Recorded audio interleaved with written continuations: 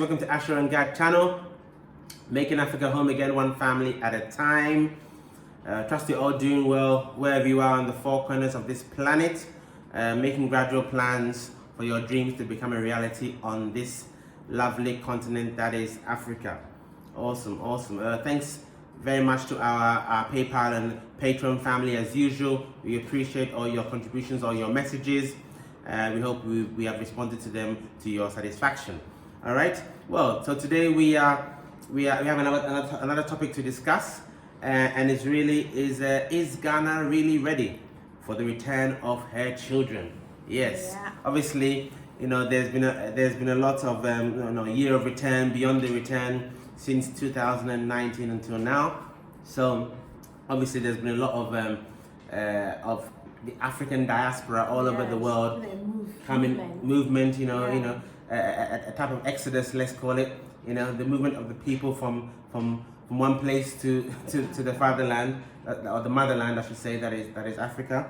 And we just want to talk about some of the factors that you would consider if you are wanting to relocate to Ghana.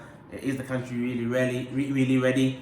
And how we can make this happen. So the first point we've got on the list, I've got on the list is job availability.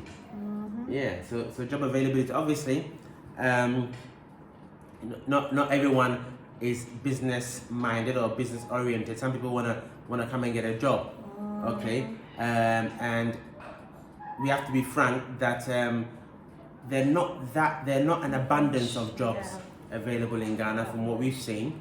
Yeah, it's not really an abundance of jobs available.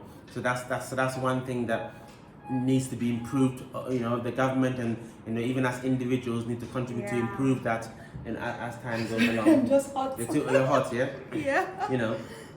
But one of the real key things is to create the jobs, business creation. Yeah. So if you have an idea that can become a reality, that you can put in practice, and that idea, be it your profession, maybe you're an engineer, you can come and start create a business here. Maybe you're a doctor, you can open your own practice here.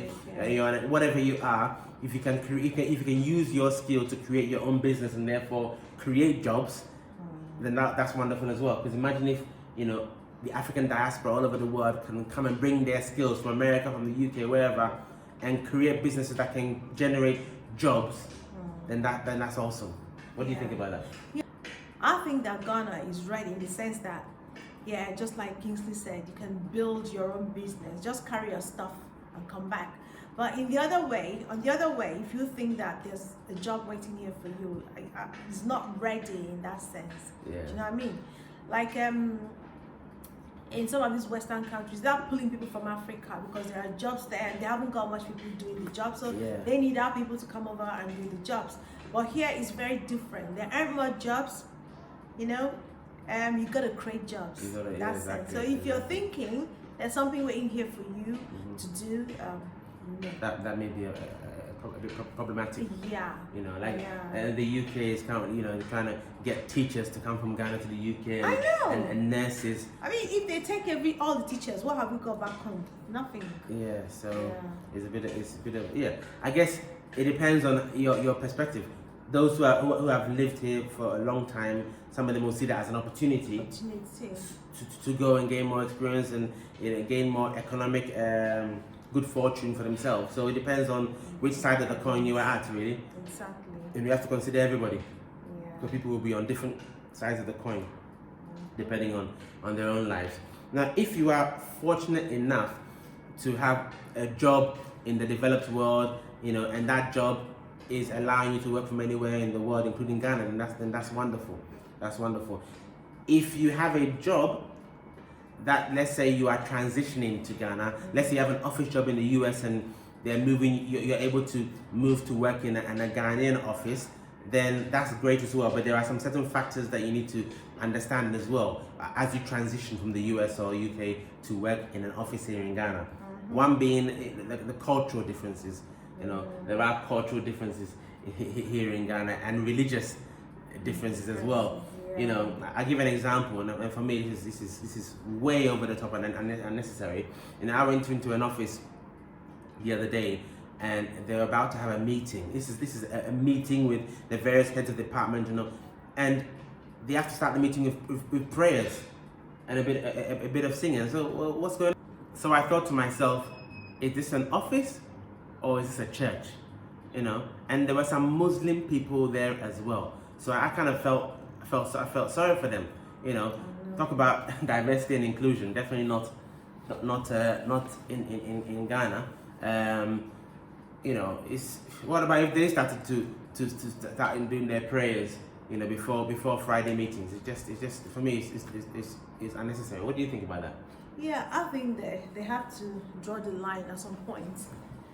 Because what we need to understand, in Africa, we are so religious, very, very religious. Yes. The thing is, there's a difference between the moral compass and religion. There are two different things altogether. Yeah. So we don't have to make people believe that we have the moral compass by praying as a Christian. Yes. in a professional gathering.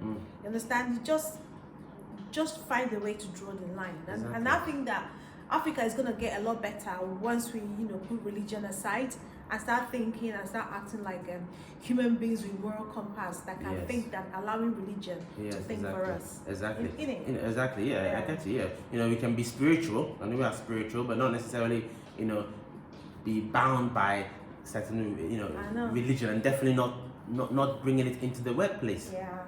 Not bringing it into the workplace. I thought that was off. But that's something that, for, I guess maybe not all offices will be like that. But that was the experience of the one I went into. So if you are transitioning into an office in Ghana, bear that in mind, that could be an issue. Yes, I know. Another issue is traffic. There's a lot of traffic in Ghana. Or in Accra and Kumasi as well. Not sure about the other parts. So depending on where you are living in Accra, if you have to travel to an office in the center of Accra, for example, if we had to go to the center of Accra to start to be in the office, for example, 9 a.m., we would have to leave this home at 5 a.m. That's 4 hours in order to avoid the chock-a-block, stationary traffic, which is really hell, really hell. I mean, if I had to go to the office every day, I mean, that would be really annoying. Really, that would take away my gym time, my early morning gym time to start with, and it's just crazy. I know that really makes you kind of, but in my own case, it puts me off. For me, when I think that I have to get to a certain place and I have to be up at 4 hours, and then I still have to be stuck in the traffic, and then on your way back, you think that maybe there won't be traffic on the other way round. I mean, when you're coming back, but it is actually that. It is, yeah. And then the sun is so hot, everything is so intense. Yeah. It kind of freaks you out. I wish that we had a better way to do things here in Ghana. Transportation systems. Exactly. Put people, into consideration and build something to help them. Obviously, you need people to go to work, don't you? Yeah. Because when people go to work, they are able to provide resources, income for the country, isn't it? So if nobody's working, nothing is moving. Not enough people so when are working, so when you think about that, you need to put something in place. Yes. Exactly. Obviously, there are constructions going on in Ghana. Of course. But that is very interesting because every time I go out, I see something new coming up. Exactly, which is good. So they are trying. Yeah, they are trying. I'll give that to Ghana. Yeah, they are trying, but I mean, but in the planning, some places are just bad. For example, where we used to live in Aimensa, if you look at that long sort of Oyarefa road from, I don't know, let's say from Medina all the way to down Oyarefa to Ebri, and if you are living in Ebri or along off that road, for example, you're trying to get from the center of Accra down, it's just that one road. It's just that one road, no other road. So when that road gets chock-a-block, everybody is relying on that road. Even though the funny thing is, if you wanted to move from the Oyarefa road to the Adenta Dodowa road, there are shortcuts. There are 4 or 5 shortcuts in between that do exist, but because the roads are not tarred, they're all rough. They're too rough, and people avoid them. So the solution is very simple: just to tar those roads, develop those shortcuts, and it will sort of divert all the mad traffic from the main highway. So obviously we'll get there gradually. Hopefully, we'll get there gradually. When it rains, those Adenta Dodowa road, isn't it? Is a no-go area. Some Honestly, parts some of it, parts, yeah. So these are some of the factors to consider. Obviously, professionally as well. Now, obviously, Ghana, Africa as a whole is a developing continent. So professionally, you know, the guys are still learning, you know, and you know, there are some shortcomings there as well. Honestly, when I hear Ghana, Africa, Ghana is a developing country, Africa is a developing continent, I feel like, okay, it's enough. How long are we going to be developing? Yeah. We're making all these countries rich. We know that, isn't Yes, it? of course. Yeah, Yes. so it's time we stop saying we're developing. We keep saying that and we never develop. Yes. You know, we just have to hit the ground running and do it once and for all, isn't it? It's exactly. beginning to get sickening to hear that. I've been hearing that ever since I was a child. Exactly. I mean, it's I mean, I don't want to get too political, but we have to do it for ourselves. Exactly. It seems. We should. It seems that we have to do it for ourselves. Yeah. So another point in the is Ghana really ready for her children is healthcare. Now there's some really good healthcare institutions here in Ghana, and some really poor ones and some really average ones. So you know, you just gotta look out for do your research before coming. Look out for the real quality ones, and get on their system. For example, we have a private medical insurance scheme here in Ghana. It's called NMI, National Medical Insurance, and that provides access to all the 5-star. Well, it depends on how much you're paying every month. But you can gain access to all the 5-star, you know, medical institutions, whether it's hospitals or dental care or visiting, you know, the opticians. You know, you can get all the 5-star rated ones, and for us and our family, we're paying about 700 cedis a month, you know, for that benefit. Okay, so you can get a private medical insurance that can help you to gain access to the best services that are available. Okay, which is great as well. Okay, now next point we want to talk about is visas. Now obviously, if you are not Ghanaian, then obviously you need to have a visa to come into the country, don't you? Yeah. In terms of visa to remain in the country for, you know, for a period of time. You know, and I think recently in the Beyond the Return initiative by the government, which has been very good. Recently, I think if I can find the link, I'll put it in the description. A new 139 people received their Ghanaian citizenship, mainly from America and the Caribbean, which is great, which is wonderful. However, there was one woman who she had been in the country for 11 years. 11 years before she got her permanent residence, and I just think that's far too long. Surely, what do you think? When it comes to immigration, countries have rules. I don't know. There are some certain criteria you have to fulfill before you can get it, and sometimes when you overstay your visa, it's going to be a little bit more difficult for visa renewal. Yeah. So yeah, when obviously you are supposed to get your visa or have everything renewed as soon as possible or in a very short frame of time, and for some reason is lingering, from my own experience, I would think it could be the fault of the applicants. It could be. It could be we the fault don't of the know applicant. What papers? Yeah, that's true. Time frame. Yeah. Lapse of time and all that. So those things can really affect you. Yeah. I think that if you do what they tell you to do, you should be able to get your visa in a relatively short time. Okay, that's a good. There's always two sides to the coin to the story. That is true. Yeah, I didn't think about that. That's true. Are you looking to build your dream home in Ghana, or are you building already? Would you benefit from regular site visits to monitor your building and receive regular progress reports? Well, if that's the case, and that's you, look no further. AsherGad Consultancy at your service. We offer the following services: electrical design, construction monitoring inspections, site progress reports, consultation for all items MEP, witnessing of testing and commissioning, periodic snagging, vetting of specialist subcontractors. We also report site activities to you to hopefully help you spend your money efficiently and much more. Get in contact for your building needs. Details on the screen. AsherGad Consultancy, making Africa home again, one family at a time.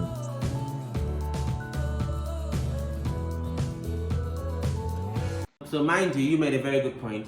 There's always two sides to the coin. It could be the applicant. Who knows?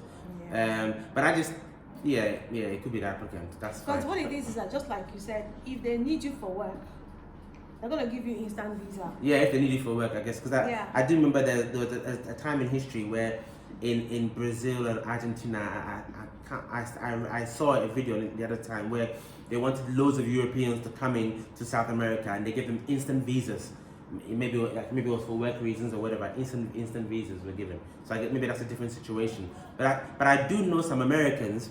Some Americans who have come in looking for on this year of return, trying to get their visas, and they've been in the country for at least 2 years without significant movement, maybe even 3 years. And I just think that it could be faster. But who, I don't know the whole story. It could be on the applicant side. Who knows? Yeah. So I can't really say, I guess. It could be the condition. They want to give them the visa, because everything has a condition. Every country has their immigration rules, really. Yeah, so exactly. It may still not be the fault of the applicant. It could also be the condition the country is giving the immigrants. All in but when you look at it, when you look at it, I think all in all, I think that our brothers and sisters who I say our African American brothers, European African brothers, you know, I think that honestly, I know that they are part of this continent. Yeah. I don't see why there should be 2 years, 3 years lapse of time before they are, you know, given a stay here. In my opinion, Yeah, I think that it should. Honestly, I think that if they have something to contribute to the community, they should actually be given a stay here, because this is their home as well. If things were the way you know it should be, I don't think that they would have left. For me, it should be fast tracked. But should be like fast I said, tracked. don't know all the ins and outs. So. I think it should be instant. If you show that you have something to do here, to contribute to the society here, I think we should break all these barriers Exactly. Okay, take all the necessary precautions and then go for it. Okay, so but all in all, it's something to consider. In your because I mean, the year of return, I was thinking, because when we saw it in England, we thought, oh my God, they're gonna come home, they're gonna get the visas. That was I think was projected. That's how I understood it, you know. And I think a lot of them came with that expectations, and then there's something different. If it was me, I'll be upset, you know. And it's just taking. It's just taking too long, in my opinion. Yes. For some individuals that we know, this is not across the board, because obviously we're not in that position to say. For the few individuals that we've met, they've said that, you know, it's just taking too long to get their visas sorted. So. If we start looking at everybody, at our brothers and sisters, this is their home, we should be able to compensate them, because at the end of the day, we know the history. We don't have to repeat it. I mean, we don't have to keep talking about it. We know what it is. I think they should be given a stay here as quickly as possible. Exactly. So that's something to consider. You know, that's one point. The other point of is Ghana really ready to have their children back is, you know, when you're coming, you need to. I wouldn't say lower your expectations, but know that the expectations here are different. You know, the customer service here is a little bit different. You know, quite bad in some instances, average in others, and can be good in certain areas as well. So, you know, and also communication generally as well is not as good in some areas here in Ghana. I'm sure you agree with me as well. But again, we believe that it will get better over time as we get more of an inflow of the brothers and sisters who are out in the more developed world. I think it will improve over time.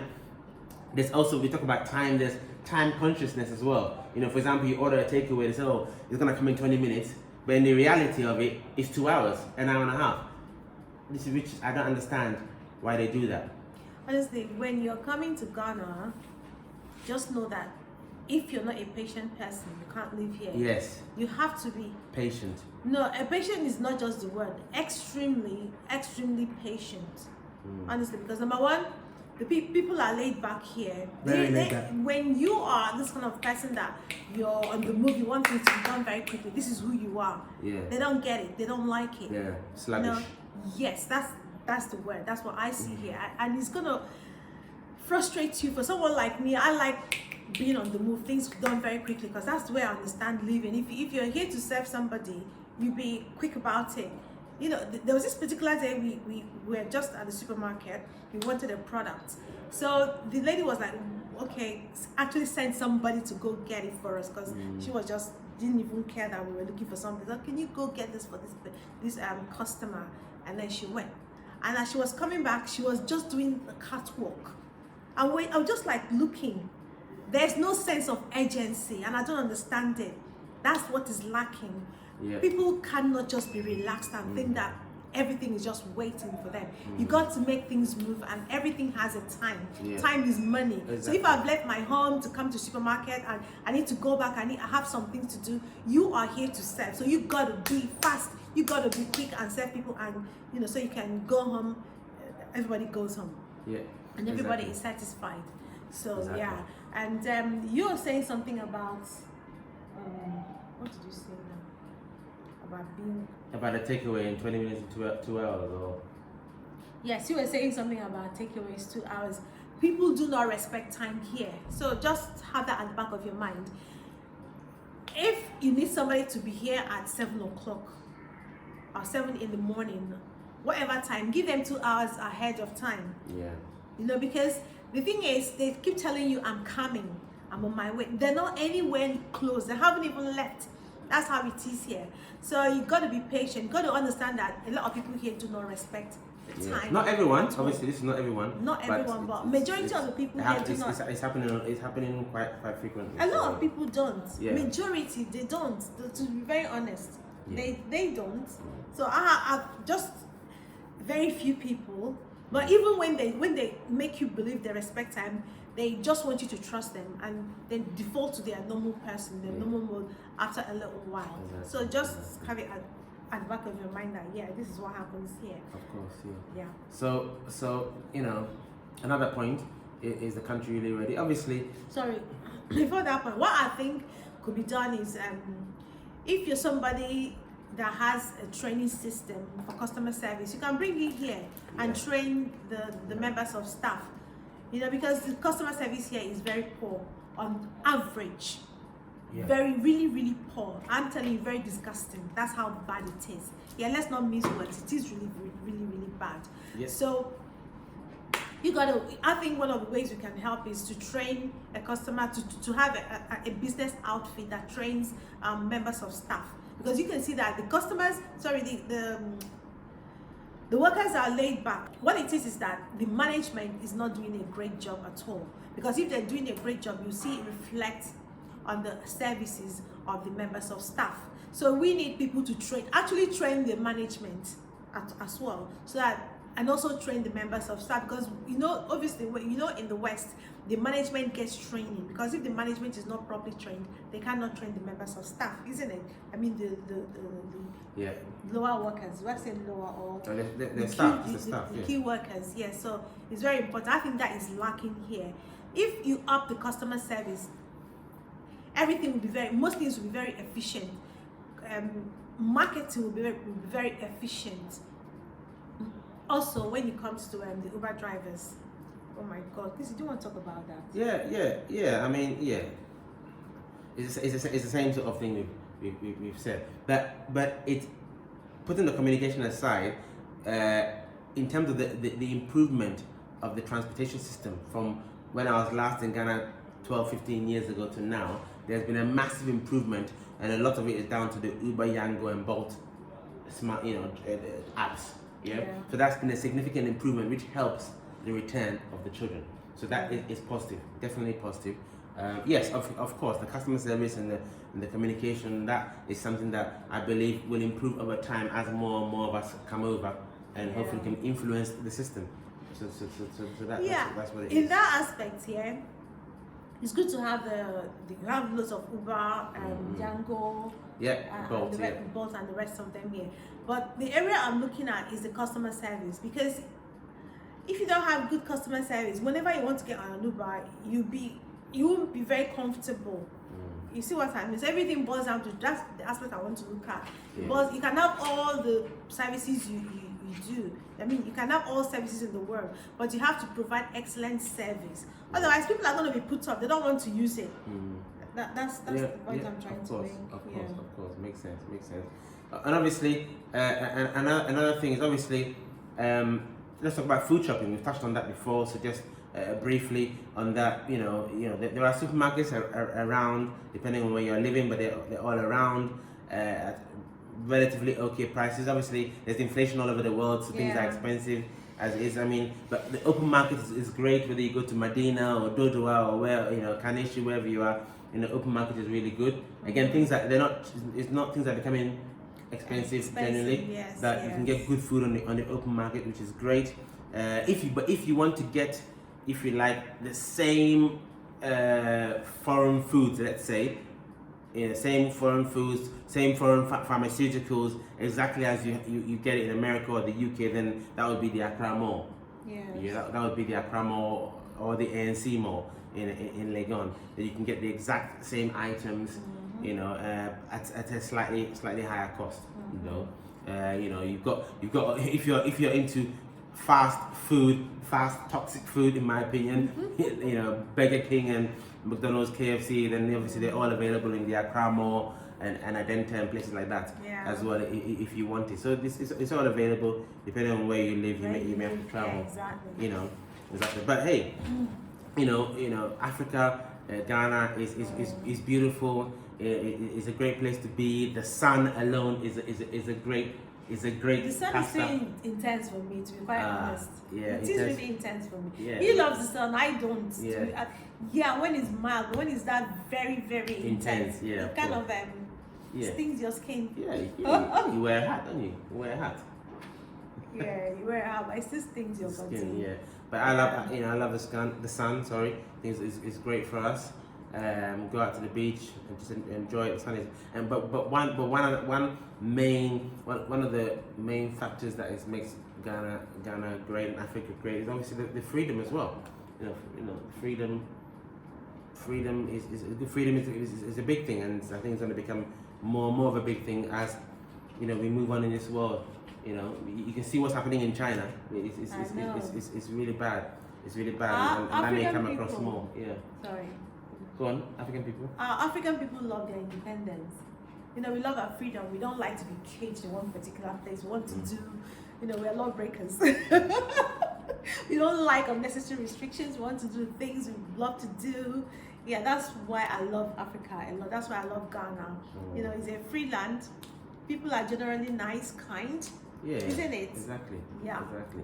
And it's a great place to be. I mean, the leader of the country is encouraging more and more people from the diaspora to come back home, and definitely that's a good thing that we need to do, because only we can change and make it the best land that we possibly want for us and our children and our children's children. So it's definitely a good thing for us to come together, bring our businesses across, transition however you want, understand, so that you come with the right expectations, so we can all make Africa home again, one family at a time, because the continent is beautiful.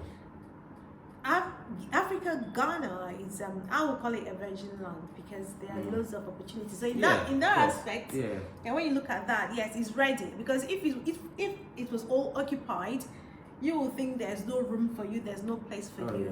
So it is a virgin land, mother looking for her children to come back and and do stuff. There's so much land available everywhere, and it's everywhere. The opportunities are limitless. You just gotta be determined to do it, to make the move, and to make it happen, really. Considering all the factors we talked about. If you're waiting to come to a ready place, perfection, you're not going to get it. Exactly. We are the ones to make it perfect. Yes, exactly. So to say. That's it. But we hope you enjoyed this video, guys. Hope it was a useful discussion. And as usual, like, share, subscribe, hit the notification button, so you always be aware when AsherGad upload a new video for your educational and viewing pleasure. All right. So from you, guys, see you next time.